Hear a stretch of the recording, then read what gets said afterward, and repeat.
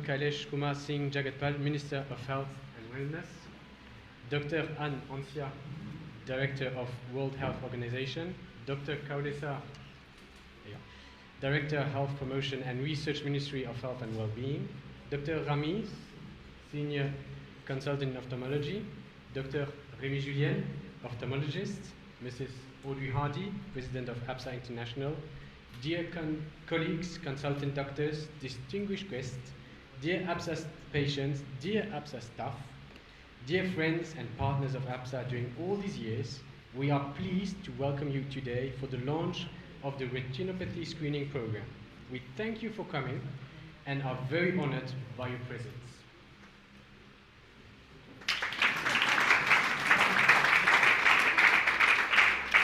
Thank you. May I request Mrs. Maiti Shani, Manager of APSA, to offer the bouquet to the President before her welcome address. Ah bon? C'était pas le programme,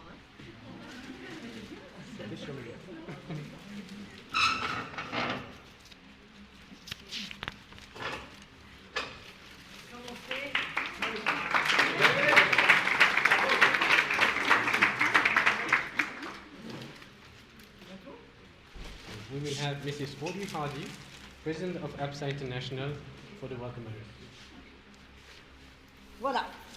Dr. the Honorable Kailesh Kumar Jagatpal, Minister of Health and Wellness, Dr. Anne Ancia, Director of World Health Organization, Dr. Kaulesa, Director of Health Promotion and Research, Ministry of Health and Wellbeing, Dr. Ramiz, Senior Consultant Ophthalmologist, Dr. Rémi Julien, Ophthalmologist, Dr. Stesuk, Head of Medical Services at APSA, Dr. Sadia, General Practitioner at APSA, Mr. Sivan Siloy, HR Consultant at APSA, Mr. Mathieu Thomas, who is our Consultant and Clinic Director, Mr. Nicolas Guéraud of Résidence de Grand B, distinguished board members, there's so many people to greet, APSA patients, can we welcome APSA patients please?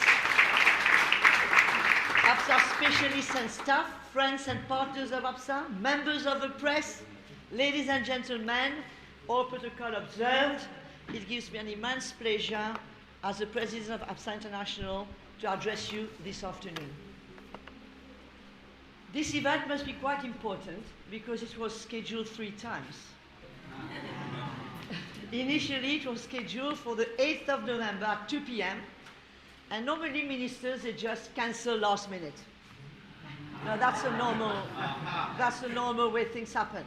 But this time we were called by the secretary, can you believe it, asking us to postpone the event, wow, which we did, to 4 p.m. That was it. And then 4 p.m. another call, please, don't cancel, but postpone again because the minister wants to be here. So it must be a very important event, Mr. Minister. And obviously, I believe that it shows that you are concerned about diabetes. Can we? Diabetes, a 3-syllable word, but a very nasty word that is causing much heartache, much damage, much suffering, and much pain in our country. 500,000 Mauritians either suffer from diabetes or they are at risk of becoming diabetes. And the sad part is that those who know that they are diabetic, they don't even know how to manage their sickness. They think that by taking metformin twice a day or something equivalent is fine, but at the same time, the disease is progressing and it's damaging their health. On the other hand, the other half of the people who don't know that they are diabetics, they live as if they are in total health, because as we know, diabetes doesn't give us any signal, and obviously, before they know, it will take its toll on them, and they will start developing the consequences and the sad consequences of diabetes. So we are sitting on a real bomb in Mauritius, and this is the reason why I never stop saying diabetes cannot be the matter of one institution, maybe government, maybe wealth organization. It is the matter of everybody. If we want to see something happening in this island, we will need to see the cooperation between government, private sector, media, civil service, all concerned, and even the diabetic population. That is the only way that we can tackle this problem. Like the World Diabetes Foundation says, unite for diabetes. I'm saying we need to unite for this common cause as one man. And that's the only way we can see some light at the end of the tunnel. In 1982, we've got a history with World Health Organization, madam. In 1982, Sir Jamil Farid was the president of World Health Organization, and he happened to also be the honorary president of APSA. And he called me in his office in Port Louis, and he shared with me his great concern about Mauritius and what was going to happen in the years to come, with diabetes becoming the major public health issue in the island. And at that time, APSA, we were involved in the hospital environment, in 5 hospitals on the island, taking care of the burn patients or the cancer patients. And he said to us, I beg you, please include diabetes in your program. And that was not in our agenda at all. But because it came from Sir Jamil, obviously we did give an ear to it. We immediately contacted the French embassy, and in 1983, 3 of our volunteers flew to Paris, where we were trained at not the less known internationally Hôtel Dieu. This is where we were trained in France, in Paris. And on our return in '94, we started what we call the APSA Diabetes Club. We had about 20 patients, can you believe it, 20 patients who were calling on us weekly. And there was a gentleman that I want to honor called Mr. Dorimia. He was working as a civil servant, a nutritionist of government, and he offered his help and volunteered every Wednesday and took care and followed our little 20 patients at release QP. Until obviously we started improving, working with Reunion Island. And as you know, there's been a big step from 1994. From 40 patients a week, we are now 800 consultations plus a month.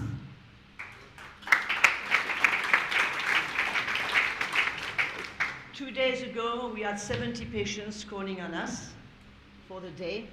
And fortunately, we've got a great staff, wonderful members of staff who are really giving their lives. It's not a job, it's a call. That makes a difference between government and NGO. It's a call, it's a mission, and they're giving their lives. And we really want to appreciate them today. If Sir Jamil was among us, he's gone, he would have been not only honored, surprised, he would have been very proud that the little seed he put in the soil in 1992 has come to what you see today. And we thank him. If he would be here, we would have definitely honored him. Being a minister, Honorable Jagat-Pal, is no secret. I hope so. That is no secret for you, because you know the mental so much, but not probably the physical, I don't know. But that to take care of a diabetes patient is not a matter of a general practitioner. It's something that demands a total care, a holistic care, with all kinds of specialties and a multidisciplinary team that will take care of them. And this is what APSA is offering today. APSA is a one-stop shop for the diabetic patient. We have not only general practitioners, but endocrinologists, internal medicine specialists, plastic surgeon, podiatrists, physiotherapists, physical activity, dietitians, cardiologists, and not forgetting psychotherapists, because it's also something that deals with the mental of people, and they need to be cared for at this level as well, so that they can cope and manage their diabetes properly. So this is, all these specialties are all around the diabetic patients. And this is what we call here the road to health, where they can come from the foot assessment to the doctor, to the podiatrist, to have every aspect of their health checked, so that we can make sure that at the end of the day, they enjoy a good quality of life. So, as you also know the saying, nobody's a prophet in his own country. Do you know that one? You might be surprised, Mr. Honorable Minister, to know that the expertise of APSA in diabetes management and care has been sought by the countries of the region. Maybe for the Minister of Health, it's your first visit, but we've been here since 1985, by the way. Not here, but we have been approached by Burundi. We have signed MOUs with the governments, with Botswana, with Zimbabwe. We've been able to train doctors. You hear me well? We've been able to train doctors, medical staff, dietitians, concerning cardiovascular risk. We've been able to set up 8 foot care clinics in Botswana and train the staff and the personnel. And it's nice to know that today we even have a branch of APSA International in Botswana. And we have among us some members. Where are the members of the Botswana? Can we see from Botswana? They are here helping us this day in our collaboration with APSA Botswana. And many of those were funded by World Diabetes Foundation up to $500,000 projects. And APSA is known for integrity, transparency, and this is what qualifies us to go and make projects at that level, international level, because every cent is accountable and everything is clearly done. However, it's not all good news. We are faced with big challenges. And one of our greatest challenges, Honorable Minister, is finance. It's not possible not to talk about it. Because, we don't know when again we're going to have the Minister of Health here. Maybe never. Maybe next time the Minister of Finance. Who knows? He might invite him. He might have diabetes. He might treat him. Okay. So, definitely we have the financial challenges. NGO, we don't have commercial activities to generate finances or revenues. And there's a funny understanding in Mauritius, when we go to do our collection, they say, it's NGO, everything must be free. It's voluntary. But we can't have a volunteer working on the feet of that patient you saw upstairs. We need professional nurses, we need the best nurse, the best HCAs, we need the best medical secretaries, the best doctors, we need the best because these patients deserve the best. But unfortunately, the cost of living, is being raised in Parliament each week. Cost of living, petrol, everything. But you know what? Our budget has stayed the same. Our support from government has not changed one bit. What we received last year, which was 60% only of our budget, has remained the same this year.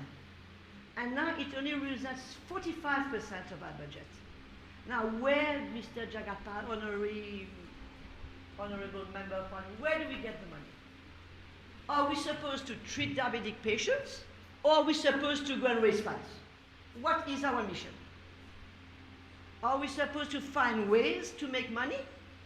Or is our call to take care of these patients who risk to lose their limb, to have their feet amputated, or lose their sight?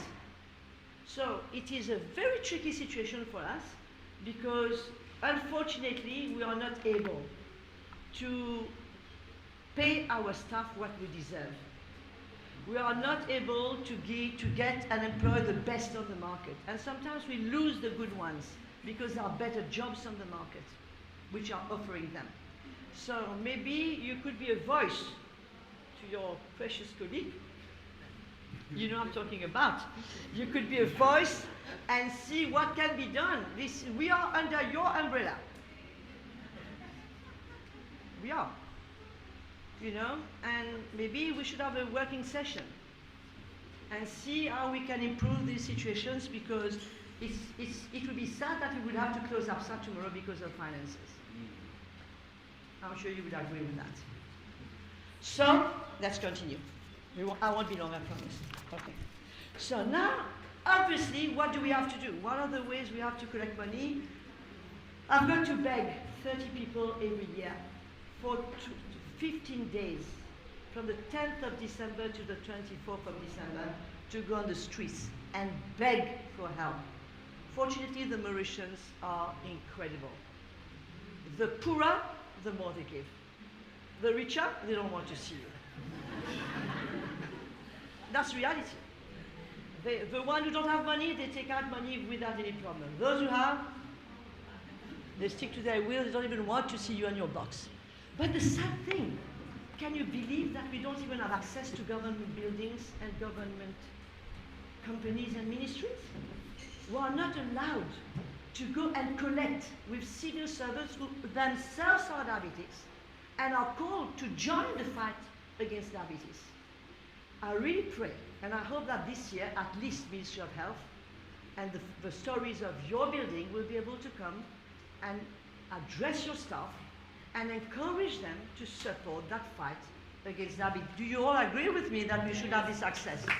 Come on. So we'll write you a personal letter, Mr. Minister. In the first world countries, we want to pretend to be the lion of the Indian Ocean, but in the first world countries, you know, they have come to realize that government, they cannot do it alone. They have come to realize that, and it's not very complicated, because they empower NGOs to do what they can do and who do better than what they can do, and it's more cost effective. This is how today NGOs in the world are in partnership with government, are privileged partners, because each other complement the work of each other. And I think this is something very important that we APSA, we desire, is to be able to become a partner with government, with media, with private sector, so that together we can tackle this monster of diabetes. And this is our invitation to you, that our door is open, our team, our expertise, you've seen our team at work, all that is available to help in any way we can and to assist.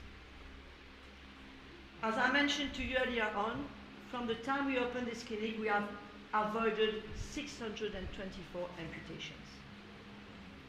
I see a gentleman in front of me. I hope he won't mind me mentioning his name. We've got Mr. Jean-Marie Richard here. When he came here a few years ago, he came in a wheelchair. Yeah? He couldn't walk. He was due to have both legs amputated. Can you please stand on your two sticks? He's got his feet.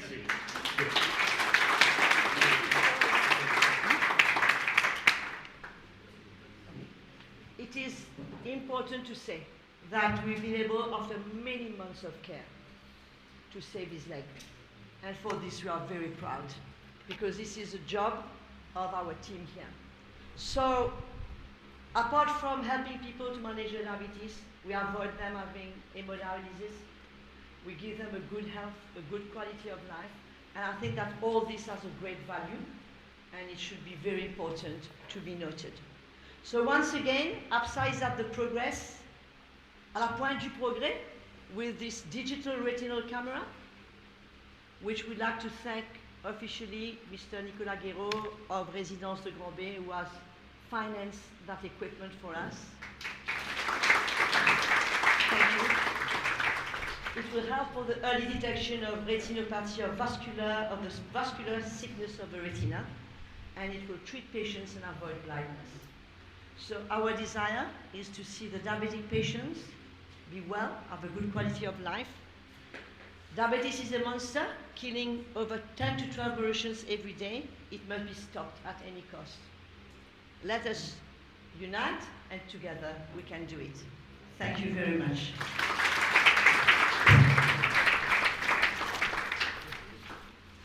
Thank you, Mrs. Hardy, for this speech.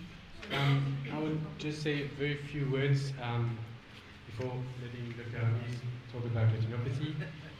As you know, that a quarter of our population has diabetes, and we know that 1 of 2 is not diagnosed. And we do know that each time we diagnose diabetes to a patient, there is a 30% chances that he already has a complication linked to diabetes. And one of these major complications is diabetic retinopathy. So we should always think about diabetic retinopathy as soon as we do the diagnosis of diabetes. And this will definitely lead to a wide spectrum of screenings and as soon as we have the screening, we can treat it very early. And as Mrs. Hardy was saying, we do know that medicine is not a single player job, it's a teamwork. So we have to work as a team between NGOs, with public sector, private sectors, work between doctors, and that's why I'm so happy to see my colleagues here with us and all my fellow colleagues that work with me at APSA, and we can talk to each other, we can send the patient to each other, because when we are a team, we can support the patient much better. So we need to have this collaboration and this holistic approach, and I'm sure that in the future we'll have more and more collaboration between public sector, private sector, NGOs, and we will move forward against diabetes. Yes. So thank you so much for being here. May I request Mrs. Anishta Tukur from APSA Healthcare Assistant to offer the bouquet to Dr. Ramiz, Senior Consultant in Ophthalmology.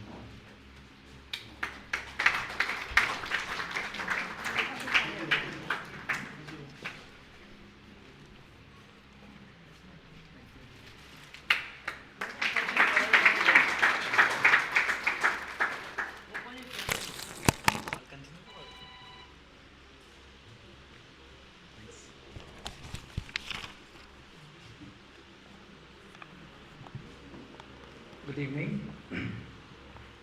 Thanks for the introduction. Honorable Minister of Health and Wellness, Dr. Kailash Kumar Singh Jagatpal, Mrs. Audrey, Chairman of President of APSA, Head of Medical Services, Dr. Damian, distinguished guests,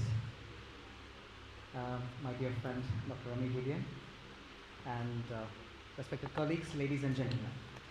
So I am honored to address you today on the occasion of the launch of this very noble and much required eye screening program by APSA. And I appreciate that you did it this month, the month of November, where we observe as World Diabetes Day. You know, in the month of November we observe World Diabetes Day, and the whole month is observed to create awareness about diabetes and its complications across the world. So as you know, this is a proactive step towards addressing one of the most complicated problems in the eye, the diabetic retinopathy, which if detected early is preventable. So it is one of the major reasons of preventable blindness in the world. So 80% of blindness in the world is preventable, actually speaking. So diabetes is emerging as one of the most important of them. And as you know, I'm the lead consultant of the Center of Excellence of Ophthalmology, Welkin Hospital. So this Center of Excellence was launched 2 weeks back by the Ambassador of United States. It's the third floor of our building, Welkin. And why this Center of Excellence? Because ophthalmology is now taking a different way. We are no more like a single specialty. We are conglomerate of multiple specialties. We have 13 subspecialties in ophthalmology. So in our hospital, we are trying to have as much as possible subspecialties, and one of them is community eye health services. So what is community eye health services? Is to serve the people, go out, do outreach programs, create awareness. So that's how we collaborated with APSA, because the wonderful programs they do for outreach programs they do. We are happy to collaborate with APSA for this noble program. And as you know, in Mauritius,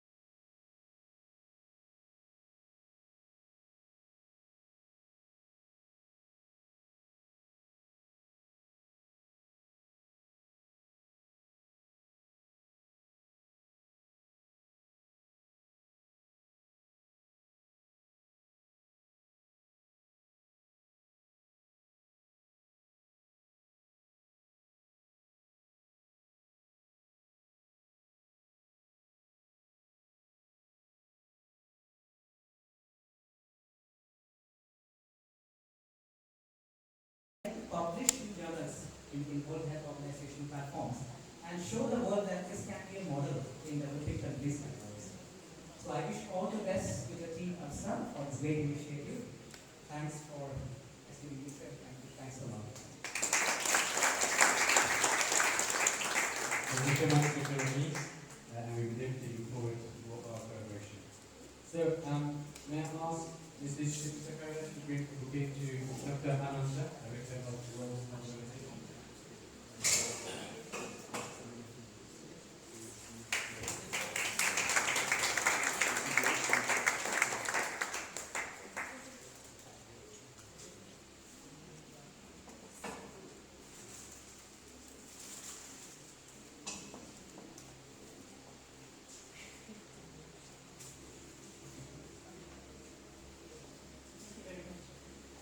Honorable Minister of Health, Dr. Shagutpan, Madame Audrey Hardy, President and Founder of APSA, Dr. Damien Stekuk, Head of Medical Services, Dr. Hussein Hamez, Senior Consultant of Pulmonologist, Dr. Clarissa from the Ministry of Health, dear colleague, dear member of APSA of the Ministry of Health. Thank you for giving me the mic. I had not prepared anything, but that's very fine.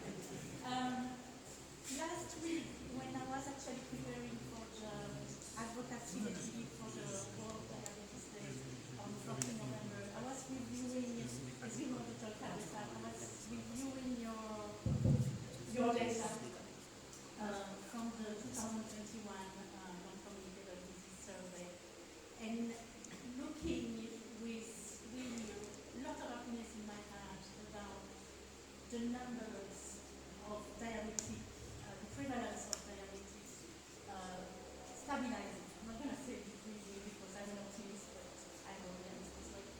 So stabilizing. We did win 19.9% as in prevalence for the time being, still beyond 40% when you look at the population that is beyond 45. So I agree with you. Diabetes remains an important priority in Mauritius.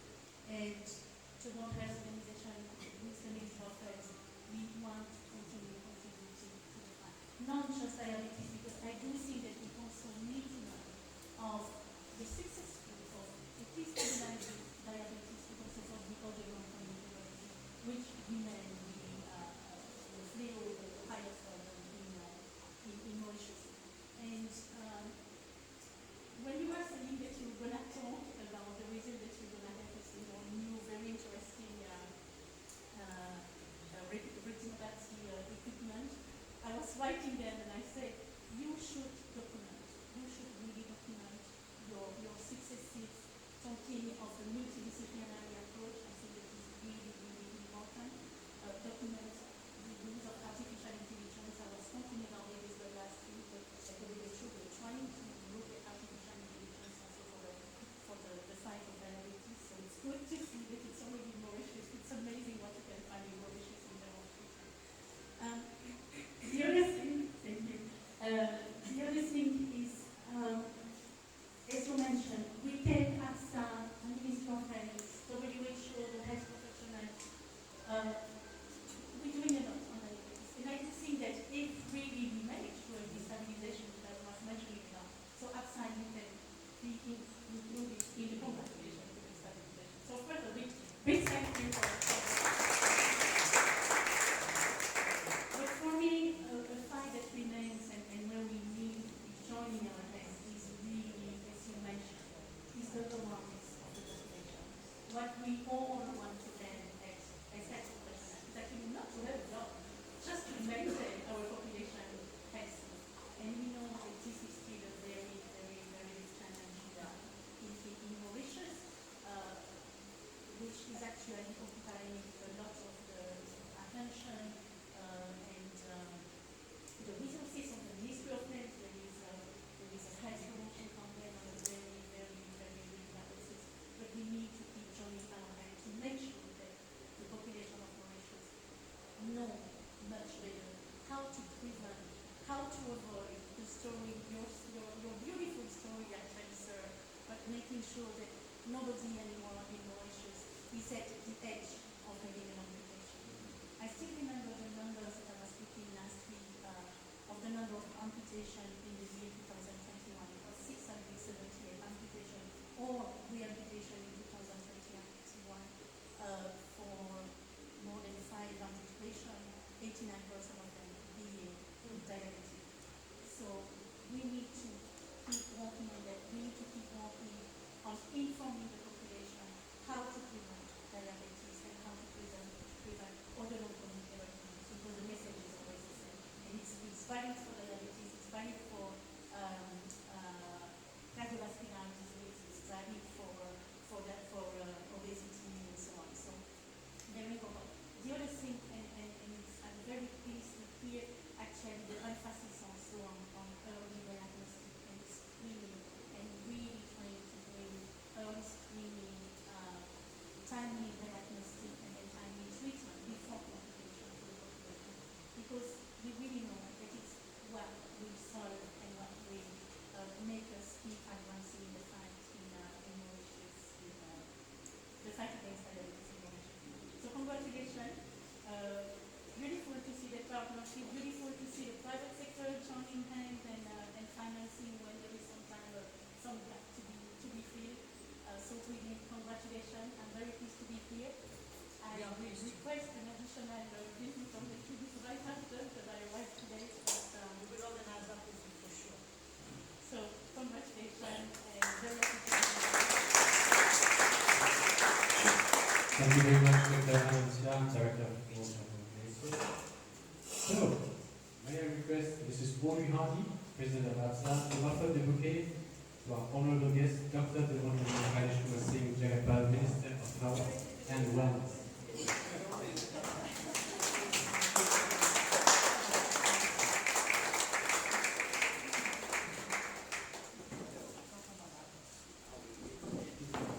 So, Dr.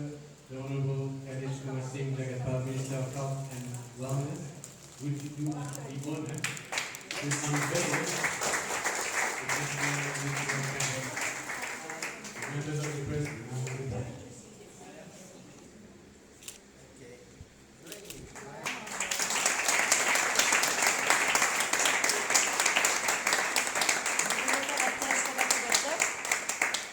What's happening? Definitely not take home. So we just have to put our face in front of the camera, and we will actually Excusez-moi. And this picture. They are the President of APSA International, Dr. Daniel Stishut, that General Practitioner, Head of the Medical Services, APSA International, Dr. Anne-Marie Ansia, the Director, the representative of WHO in Mauritius, Dr. Kauliso, the Director Health Promotion Unit, Mrs. Priscilla Ravaton is here. I don't think she's here. So all the board members and the staff of APSA International, media and PR agency, distinguished guests, especially the staff of APSA, ladies and gentlemen, good afternoon. Now it's a great pleasure for me to be among you. I think that we all, witness that you being the work that you're doing. It's so much good that you are doing. Congratulations to all of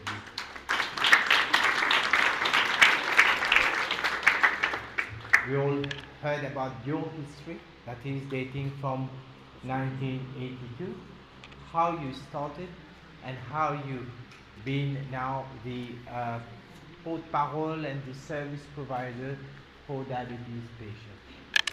Briefly, you all know how difficult it is to treat diabetes in such a country. Why is it so? Because it's just like a scout, because diabetes being very silent, it's just a silent killer affecting the blood vessels. And where is the blood vessels? It means diabetes is there.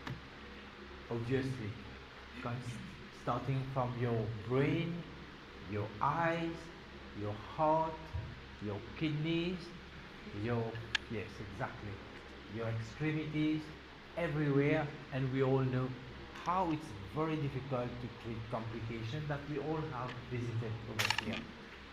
Now, to make it more complicated, you've got a public service offering services to the whole population. I won't state the figures now. It's alarming. If we'll say that today, 20% of the Mauritian population suffering from diabetes, it means a very huge figure. Hundreds of thousands and thousands. Pre-diabetes, 15% again. It means in Mauritius, likely we are having more than 400,000 people suffering from diabetes. If we have 400 families in Mauritius, it means nearly in every family you've got a diabetic patient. So this is a status. And what are you forecasting in the future? With the dietary habits that we do have, with the obesity that we have, with the consumption of alcohol, cigarette, and the amount of physical activity that we practice, so you know what's been awaiting. We are going to have a lot of patients suffering from diabetes and diabetic complications. Complication means you may get complication in mild at the early stage, but you will have severe complication. And what's sad, you starting getting it, witnessing it in a young population, in a young working population. Just today, I had in my office a visit of a patient. It's very sad story, because in fact, the mother, whose son passed away at the age of 57 years old or 58 years old, and the mother is telling me that yes, her husband passed away at the age 55 years old. It means in the year 80 somewhere. The son, working in the customs, it means very good education, started his treatment for diabetes in local clinic, because we can afford, but unfortunately, for the last 1 year, started developing the renal complications, was on dialysis for 6 months, admitted in hospital, and drug hospital, and passed away. And that mother now, only one son, so the son is no longer here, the husband is no longer here, so she's alone. These are daily stories. It is not, it's a once, story that you have one. So obviously, you have services. One is the public service, one is the private service. We know what is the cost to the private service. And you know, the NCD burden diseases, for the Ministry of Health, if the budget is 15 billion rupees, more than 8.5 billion rupees, so it means more than 50%, nearly 60% of the budget is invested in treating diabetes, NCDs, hypertension, cardiac patient, and so on. So we all here, our objective, our aim is the same.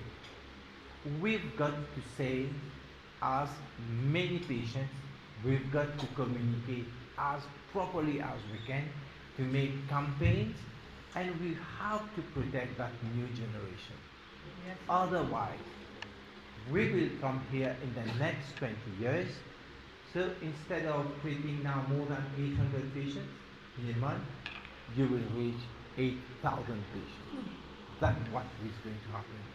So we have to ensure that we are all ambassadors now. Yes.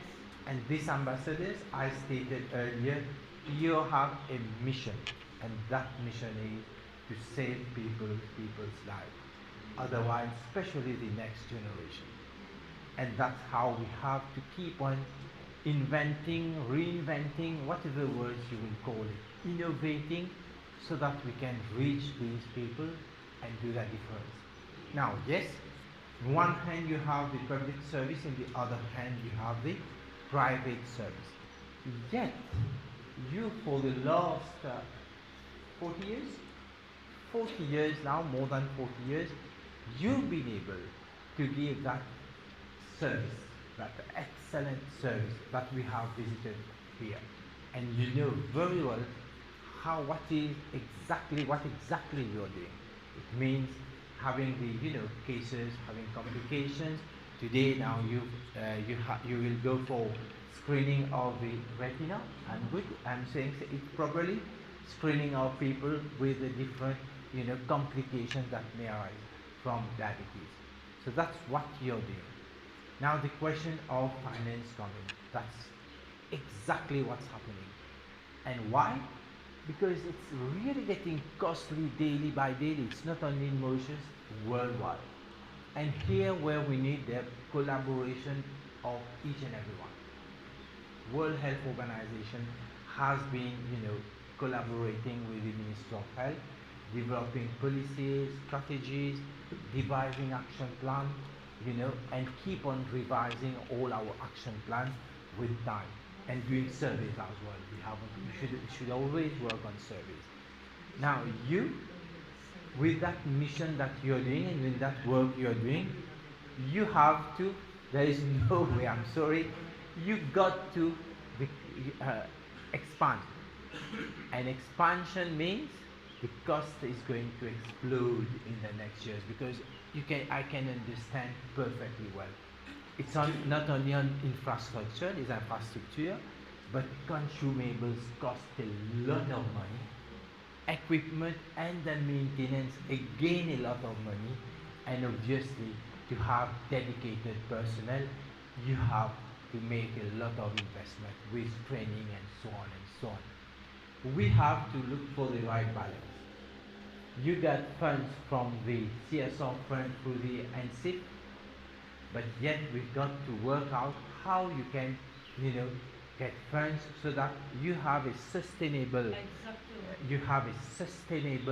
whatever you're doing, it is sustained throughout the years. Don't think that APSA one day you have to close down APSA. It's not possible. You have been saving lives, saving people with complications, saving people with amputation and so on. So that mission have to keep on. You've got to keep on this mission, but at the same time we have to tune and fine-tune to see how you get collaboration. And this where the ministry will step in. For example, as your president said it earlier, you've got a finance, some amount of money from NCIP, but you've got to make your space strong. The Ministry of Health is going to support you. So, if you don't make the case, because, budget consultation, everyone will come, even the Ministry of Health also, and we attend to the Ministry of Finance and do our, saying that yes, this is our priority, this is lobbying and so on, you do that. Now we've got to lobby for you as well. But how do we lobby for you? Till you won't show us concretely, tangibly what you're doing. So we'll need that input. And that meeting is not tomorrow morning, obviously, but we'll need that during budget consultation where you are making your case, because the NCIP, they have to say that yes. Unfortunately, no one has attended, is it? So where NCIP has to, you were invited, yeah. So where NCIP has to be clear and to see how you are doing your job, and that will where we're going to help you. We say no, you've got to make it, because they are making the difference, and that difference is very important. Now this is one aspect of it. Another aspect, it's good that we work on a collaboration, and that collaboration means the complementary work that you are doing. Correct? Ministry of Health investing a lot, but yet we can work on something that we call complementary. That is what you are doing. For example, let's say you are doing a screening for retina screening for 1,000, and you got a plan that in a year you are going to do for 2,000 eye screening. So we should not repeat the same in the hospital for these patients. So we have we should know that these patients, we have to have this MOU. Or else, if you're doing it and we are doing it at the same time, there is no point. If somebody that you're doing the consultation and so on, it doesn't mean you have to come to the hospital. Probably for the blood test, we said yes, we got to do the blood test. So that has to be worked out. So let's work it out, and then we'll know exactly what you and your organization is doing and what we are supposed to do. If it is in that way, then what I said earlier, the number of patients will keep on increasing, the services will be more demanding, then you will have that, comfortable zone of having the finance, investing in your infrastructure and so on, in your personnel as well, and then that will make it sustainable. Yes. So that's what I have to tell you. I have to congratulate you again, especially the staff. I know how it is, how you've been patient working over here. You keep that spirit, keep on doing that very good job. We are here, we're doing what we can, obviously, and under that umbrella that we call, and working with you, and especially when we have an NCD framework and action plan together with WHO, try to plug you together, and that will make it long, sustainable. Long live APSA.